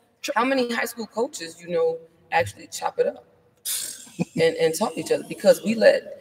I told somebody, I'm not going to fall out with you about this kid. In 4 years, she's going to be gone. Doing her own thing. And 9 times out of 10, you and I are going to still be here, working with our programs, looking for the next kid to help us continue to elevate our programs. And that's what coaches need to realize, is that these kids come in cycles, they go, and we're still here. And that's the same thing on the travel ball circuit. First of all, money. Let's just keep it real. It's money. And I don't know anybody sitting in this round table that we would be upset if somebody was messing with our money. Put my So when you talk about pulling a kid out of my program or soliciting a kid from my program, you're really soliciting not just that kid and my opportunity to excel on the circuit, but you also pulling some dollars out of my program. That kid might be a paying kid, you know, and now I'm losing a good kid who can help me win, and I'm losing some dollars. And see, and that's what I'm saying. Like, it's a lack of respect, but also too, that's what I'm saying about the levels, because we have some teams here who are not on the circuit, like a Boca Thunder, not on the circuit. Now, my opinion, you're not on the circuit, but if you have a player that's circuit worthy. Would you have a problem with them playing with a team that's me as a coach? I have no issue.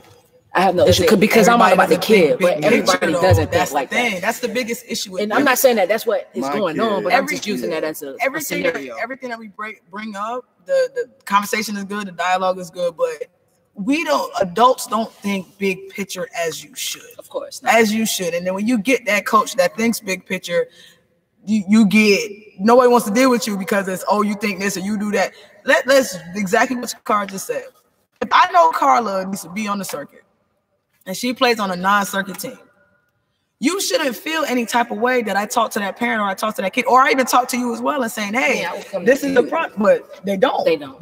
But here's the thing with that also, and a lot of these coaches fear that you send your kid to that team to go play on that circuit, and then all summer long, that person's in the ear, man, you know what?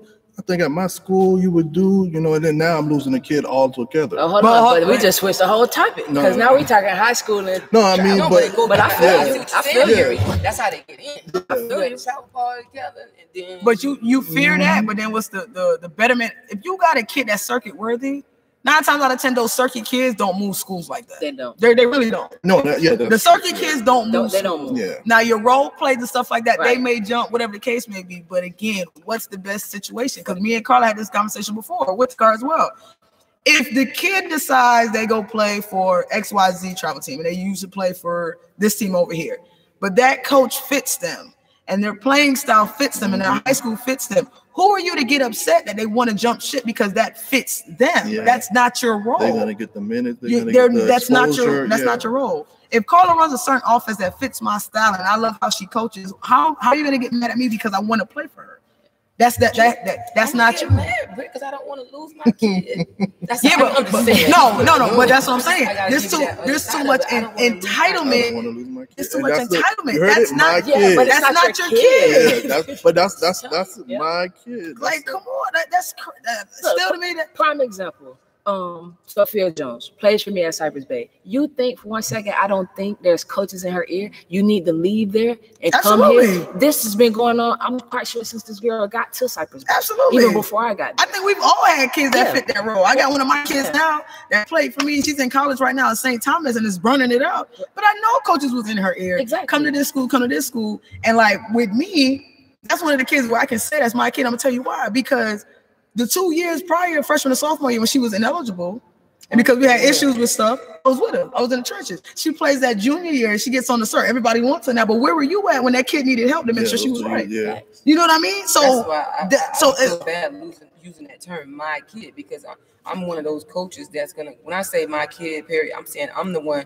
When it's no grocery in the house and I need to get you something. Absolutely. Amen. I'm that coach too. I'm that coach too. So we say my kid. Yeah, no, in that aspect, I get that. Because they're all not, but they are. So, and I'm just speaking from experience going through that situation. Y'all know my situation last summer, about to lose a really solid kid that had an outstanding year for us over some groceries. Yes, groceries. Sweet, so it's like, why? The grass ain't always green on the other side. People, you gotta stop listening to people sell you that their grass is green. Just look at the track record. Yeah, simple. Okay, so the high school side, I get it because some high school coaches do coach travel. I'm one, but again, I'm not that coach that's gonna sit in your kid's ear and tell them, come here, come do this, come do that. Now, I may do that if I look at your address and your address says you a home kid for Coconut Creek. But now we're gonna have a different conversation. Because why you ain't at my school? You're supposed to be my kid. Anyway. You out here jump ship and get reassignments. Wait a minute, we gotta talk because then you're supposed to be here. That's a different conversation. That is a different story. When we're talking about a circuit-worthy kid that's not playing on the circuit, their schedule still may be tough, but you're not playing in front of the head coaches of these organizations where you're trying to play to. Who am I to say that you can't play for XYZ program? No, definitely. You holding the kid back. So look, listen. Real quick, what Takala was just said. She just said you protecting home base. Okay, but then when it comes out and people like us, and we're always evaluating kids, we love the game. But this particular kid signs to XYZ school when she could have played at Louisville or whatever school in the Power 5 or whatever school in Major D1. We looking crazy. Like, why didn't this kid go here? Then when you look back at it, it's the schedule that you played when it comes to travel. Don't handcuff these kids because you want them to be loyal to you. And like Carla said, when it's a cycle and these kids are gone, where are you at then? You're jumping on the next hot thing. Listen, you know me, I'm always with the forward thinking, boy, draft. Let's have a draft. Have all these people out here with a draft. I'm kidding. I'm playing with y'all. This lady here. Hey, why you can't draft them? But hey, talk about my Hurricanes. We getting right to it right now. Did they win? They lost today. Yeah, but they finished third in the conference or fourth? I don't think so. I think they finished fourth. That was a 2-4 game in the ACC. Yeah. Right. Whoever won that game would have been third, fourth. All right. Yeah. Hey, listen. Since we're talking Florida, how many Florida kids are on UM's roster? Yeah, we talked about it. It's three. Like three. Yeah. Three. One from the gate. Right. One from the gate, which is Kelsey. Marshall from Country Day, and then you got 2 transfers. Yeah, who didn't originally, like you said, they didn't originally start there. Yeah. Beatrice was. But it concerns me, and Coach Meyer and the staff, and Blue, all of them get it. I love it. I want to see them more. I just want to see them more, even if you don't feel like we have a kid. And I say we, I'm talking about Emmy coach. Mm-hmm. I'm not just talking about Norland. Have a kid that may not be able to. We need to see you more because trust me. There is a kid that's going to be growing up, and she might be only in the 5th grade right now, 6th grade right now. And before you know it, she's a 9th grader. Before you know it, she's a senior. And you're not. And I'm telling you the truth. This happened to me at the U. I was at the U, and I knew Tracy Reed when Tracy Reed was, little. Central, yeah. And I went to my coaches, and I was like, hey, it's this kid. Y'all need to see this kid, And nobody you don't want to go out there because you didn't have your face in the community. Right. So of course now it's time to make a decision, and you're nowhere near it. Yeah, because you're not even in the option. Yeah. You wasn't on the ground floor. Right. Yep. So that's the only thing I would like to see. And who are we to say anything? Because she's winning without it. Yeah. You could say, well, she's up for the coach of the year without it. Absolutely. I get it. Big wins. But I want to see more of us in the stands. I know what's possible. I heard they offered Jalea. So they're on the right track. Yeah. Mm-hmm. And maybe they feel like that's the kid that we want to put that out there to. And maybe they did offer a Koy and she decided that wasn't the place for her. Alvarez, I love Alvarez, but I think she made the right choice with South Florida in terms of that. I think that was a good thing for her. I don't know what other kid we have right now. That's that caliber. Yeah. That's what I'm saying. So the only thing I would like to say is I want to see them out more.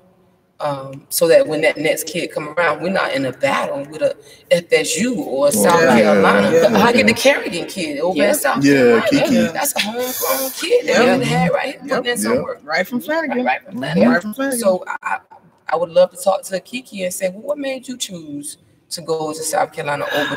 And I know we're talking big schools. We're gonna get back on UM, but I feel like what Carla just said, that goes to all Florida schools. Yes. All Florida, you're not in the buildings enough. There's too many high schools in Florida for our kids to leave our area to go to XYZ, going all over the place. Because when they go to South Carolina, when they go to name another school that we got kids, Vanderbilt, all these places, they go out there and kill. You know what I mean? So what's to say that we can't keep those kids here? You know what I'm saying? Every coach, whatever level, it doesn't matter. You got to be out one. You got to be out one. I go back to Brittany Dinkins, and I still feel like Brittany Dinkins could have killed. She could have killed that UM, and I don't know if it's because of the players that they had that played the role too. At that moment. Right. But she went to Southern Miss and was in killed the game every night. Yeah. Killed the game. That could have been filling up stands at UM. So those type of kids and I think also when you're coaching. Recruiting, don't we recruit? And hey, I'm not a college recruit. I'm not trying to tell anybody to do their job. I'm a little high school coach. But you recruit in character as well. And if anybody would have asked me about Brittany Dinkins' character, I would have told them that she's going to beat you to the gym. Right. And when you leave, she's going to say, Coach, can I just lock it up? I'll put the code in and lock up the gym. Yeah. Right. So you want to recruit that type of kid. Yeah, definitely. Yeah. She's going to keep a job for you because she's going to go through a brick wall for you. She could have left Southern Miss. Absolutely. She called me and said, Coach, you know what? God got me here for a reason. I'm not leaving. And it was tumultuous. It was a little up and down that freshman. Even though she was getting burned and all that stuff, she still wasn't. She called me, and that's when I knew she was just unbelievable. Like, you just another type of kid. Coach, God got me here for a reason. I'm not going anywhere. Yeah. I said, well, whatever you want to do, I'm here. I'm your cheerleader. I'm here for you. Yeah. And it showed in her work ethic. Real talk. And she called me like, you see what I mean? But again, she's somebody that stayed consistent. Yeah. Didn't transfer. Yeah. We have people transferring now in high school like it's nothing. They transfer in high school, they get to the next level, they transfer to the next level. Yeah. Well, how much commitment do we have to getting better, and how much accountability do we have for? Is it me or is it the coach? And are we parents looking for coaches to stroke our kid and say, "Oh, it's gonna be okay, Carla, it's gonna be okay," or are you looking for somebody to build something inside of your child? Because the light, the world, it's not going to say it's the light. Big picture. Yeah, ain't gonna say it's okay.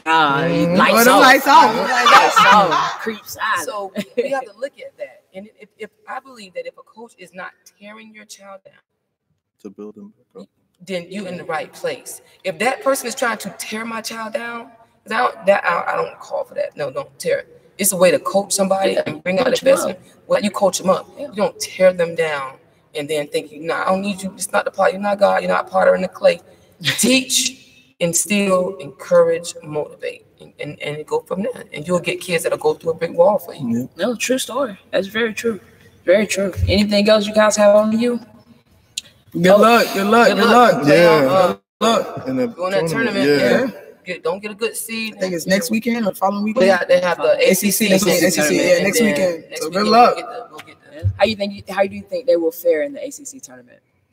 Oh man, that's going to be big too when they're seeding. You can't guarantee them a 3 or 4 seed right now. This is going to be the first time for Beatrice out there playing in the ACC. But I can see them. I want to see them in the championship game. I'm gonna go ahead and stretch out there, and I'm not saying it because I'm a Cane. I want to see. I can see them in the championship game. But you still got Louisville, Notre Dame. Well, I want to see what. Actually, I need to see what side. How they gonna see? What side are they bracket on? Because that's a tough one. Yeah, ACC is tough. ACC is definitely tough for sure. Like we would say that's the number one conference. I don't know, man. The SEC. The SEC, yeah, that SEC. The SEC. I mean, come on. Mississippi State, South Carolina. Who else I watched? All right, so we talking about top rated teams. Yeah, ACC has about probably say ACC probably have more now. Yeah, and see, it's the West Coast teams though, like Oregon. Yeah, it's them and too. They have gunners out there. 30 pieces. And they big, like they guards right now, averaging triple doubles. Like they kill it. But no, ACC is tough though. Yeah, ACC is tough, and you still got my Aggies out there in the SEC. Well, I like the fact that there's parity, and we're not just looking at UConn. Yeah, I love that this year. I love that this year. That's great because now there's so much topic on women's college basketball now because it's not. Oh, I'm not watching. UConn's gonna win. Right. Like you gotta watch every night. Like I was watching the Mississippi State Vanderbilt game. I think it was last weekend, and I'm like, oh, Mississippi State gonna win. I looked on it. I think they was only up by like 5, and I was like, "Oh man, let me tune in and watch it." Gonna be all right. They taking some lumps right now, but I think she's gonna. She's in her 3rd year this year. Yeah. I think got some big recruits coming, so I think it'll get better for her. She'll probably. I think they'll give her another year just see what that recruit class does going in that 4th year. But I had a conversation with somebody regarding UConn when people used to say UConn was bad for women's college basketball, and I was like, basically they made a lot of schools step their game up. Because they were up there, and now everybody started to build their program to knock off UConn. And it started happening when Mississippi State knocked them off 2 years ago. And then people was like, okay, we get in there. You saw somebody else do it, and you're like, we can do it. So Notre Dame did. Yeah, Notre Dame did it. I got a question. I'm gonna just double back for y'all. How important do y'all feel team chemistry is on the teams that went to the state championship and didn't win? How important do you think team chemistry played a role in the defeat, rather, so to say? Like a St. Thomas, they've only been playing together this year. Got a lot of new people, new egos, everything else. How do you feel that their team chemistry played a part in the loss? Although it was like a decision type of thing. For them to get there, you got to have the chemistry to get there. So the fact that they got there and they took their battles, they had some battles, you build chemistry through losses. And like Perry said, based on their schedule, they play top teams, and win or lose, you grow chemistry through that way. Now, obviously, if they play a team that's been together 3 years, 4 years, a little bit different, but you still got to have something that gets you there. Yeah. You know what I mean? What was Waukegan? Like, are they seasoned team or not a seasoned team? I'm not familiar with them. But they do have a coach that came from down south. Tampa Tech was a young team, right? Yeah. But they're young, but they play together on the circuit. Yeah. Those are Essence kids. They play together. They got probably the #1 freshman in the nation. That's a 6'3" kid. Yes, they play together. But I bet she's been playing with them. They've been playing together. ESPN top 100 freshman. Yeah. So I mean that says a lot. And as a coach who I've experienced where I've had 1 year, I had about 4 kids may have transferred, right? And let me tell you, that was a difficult season to coach. Because some of them were sweethearts, some of them was a little harder to coach. In the end, I loved them all because they finally realized that she's really here for they didn't have a coach, right? That coach like a coach. Mm-hmm. So they had to learn me, and it wasn't easy for some of them to do. So by the time we got that down, we in time to get it down. but that's what I'm saying. When but in the playoff run, you don't know if you really got it down. But that's the perfect thing though, to feel as a coach, if you felt the vibe coming and the camaraderie coming into the tournament, that can catapult you right into Lakeland. But they've never been there. They absolutely had never even been that far. So you're like, you have to change. You have to change a mindset. And you have to create a winning culture. So when you go in with some people may transfer to your school and they don't come from a winning culture, they can get in games and all of a sudden revert back to the fact that I don't win these games. Yeah. Right. They're out of their comfort zone. Whereas I'm coaching like, I win these games. Right. And they're coaching and they're playing in their mind like, I'm the one that used to be. But that's what I'm saying though. Push past that too, but like if you play those games in the regular season, and let's say you take those L's. No, but no. What I'm saying is those type of opponents where let's say that because you I got you, Britt. Perfect example. Dillard in the Big You went back. I went back. I felt myself at the end. Dillard in the Big 8. Genobia said it. They went into the locker room at halftime, and Coach Bender told them, "We're not going to lose this game." Against St. Thomas in the championship game, they fought back, but they have a winning mindset. Exactly, and they have players that look at their leader and say, "We're not going to win." My coach said, "We're going to win this game. We're going to win this game." But if you transfer to a school that has a winning culture, you're yearning for something. Yeah. So that means you should be open to that culture. That's what I'm saying. When you play those games, when you play those games. Whatever let's say that team you played, give me a team you played, because whatever game's on your mind right now, they get fresh. You played it yesterday. Actually, it was the game we played. We played against Tracy Reed when she was coaching. It was Central. Okay, so you played the Central team, and that team, Central, was talent-wise on your caliber? I felt like talent-wise, we were the same. We were neck and neck. Okay, so you lost that game, whatever game that was. What game was that? It was a district championship. Yeah. Okay, so then when you played them again, how did you look the second time when you played them again? Because the championship both didn't go. We didn't meet again. No, we didn't meet again. I believe that district championship loss carried over to the following week of the regional, the semi of the regional, and they hadn't got over. Well, and also the fact that the bus had us 20 minutes late to the game. Oh, you don't remember everything, Colin. So we're running into the game. So now I can't even get my game speech together. I can't get more focus now. We was down there in double digits, the first quarter. Man, y'all making me. Hey, the universe went on your side on that one, man. That ain't fair. That ain't fair. Sometimes you have to say it just was. It was just not nice. That's real talk. No, I got you. Have to move on, but I have to live off that experience that when you get those transfers in, it's a lot more than just coaching. The game, you have to coach a mind. The things that I require my players, or I can say my staff, that I require our players to do. I had one kid that came to a workout this year. I promise to goodness. She actually transferred to our school because She wanted to play basketball. So we know that's not how you're supposed to do it, but let's be real. That's what they do. She came to one workout. She ain't been back. That was the preseason. Like, I didn't even do nothing. Right. She ain't coming back. You gotta respect it. She wasn't ready. Don't waste your time. But that's what I'm saying. At least she knew she wasn't ready. Like, she transferred all the way. Yeah, but that goes back to that's what I was trying to say. You transferring because you're yearning for something. Now, when you transfer and it's not for you, it's okay to say that it's not for you. But those kids that's gonna get it, they gonna get it. Right. And you said a kid transfer over to Dillon, they gotta understand what Miss Penda is requiring. Yeah. And she's not changing her. Of course not. That's 40 years she knows what history says. 10 championships say she knows what she's doing. Definitely. And why would she adapt her way of thinking? One kid, negative.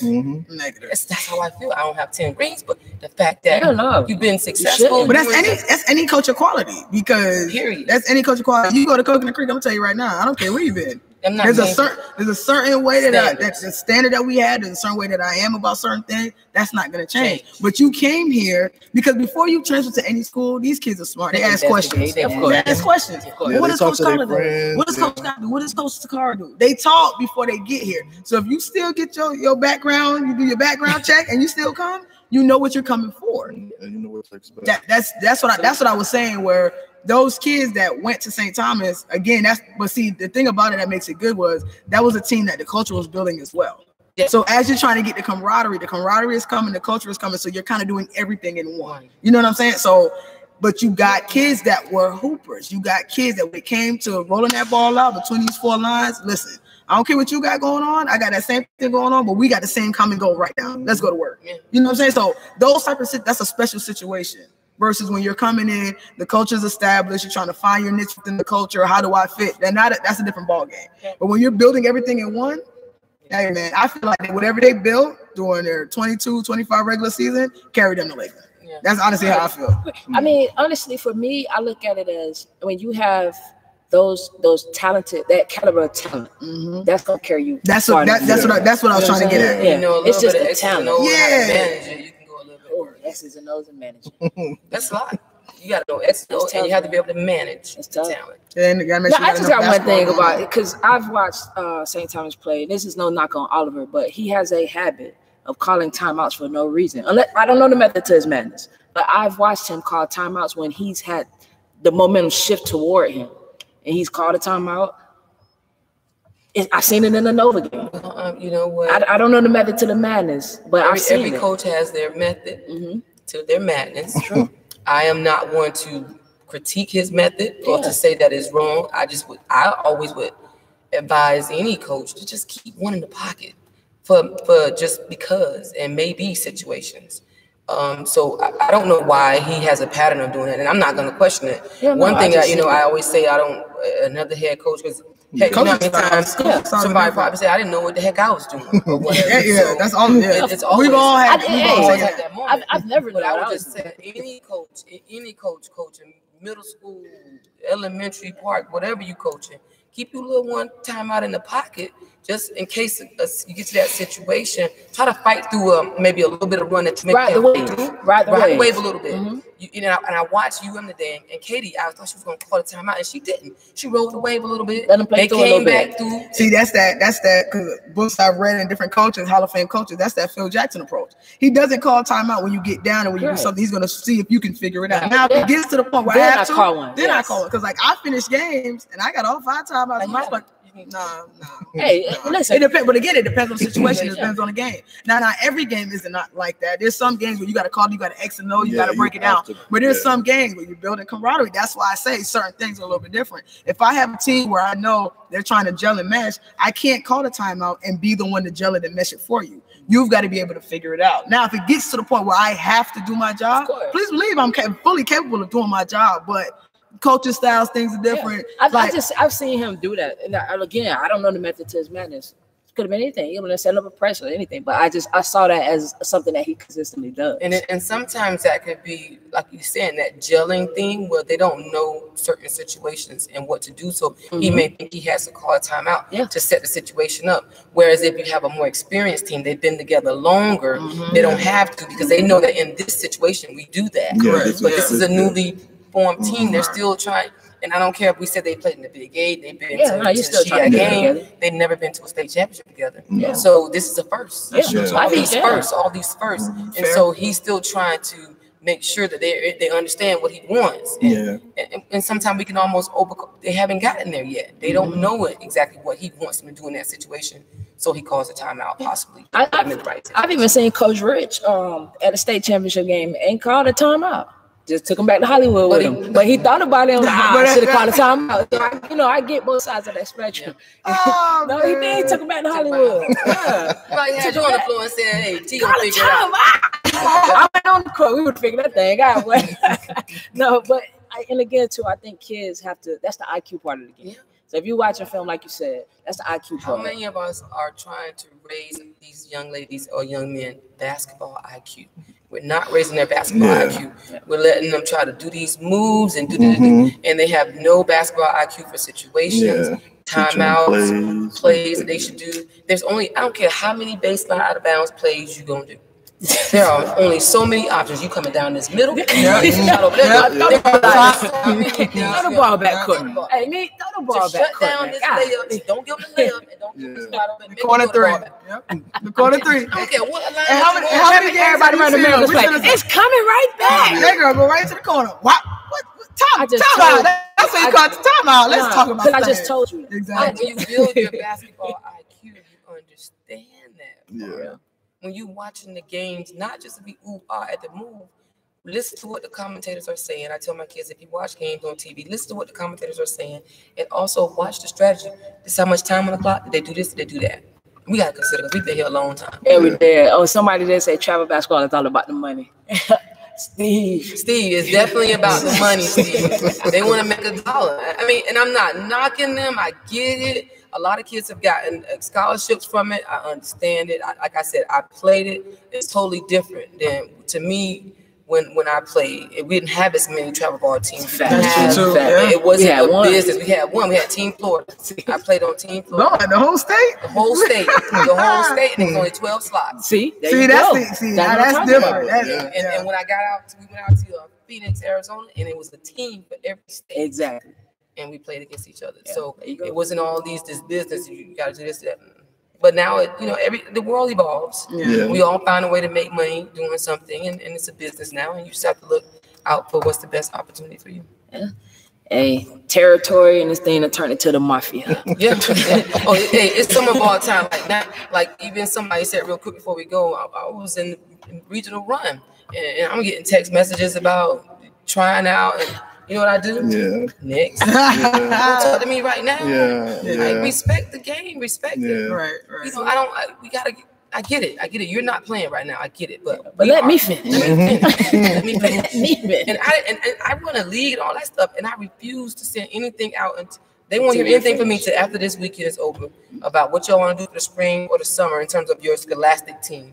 What you're doing for your travel ball team, that's on you. I'm not gonna bother anybody when it's still official season. People, no. That game in territory. Well, I think since after yesterday, I think these cell phones are in mass attack right now. Everybody's texting, everybody's calling, everybody's doing everything.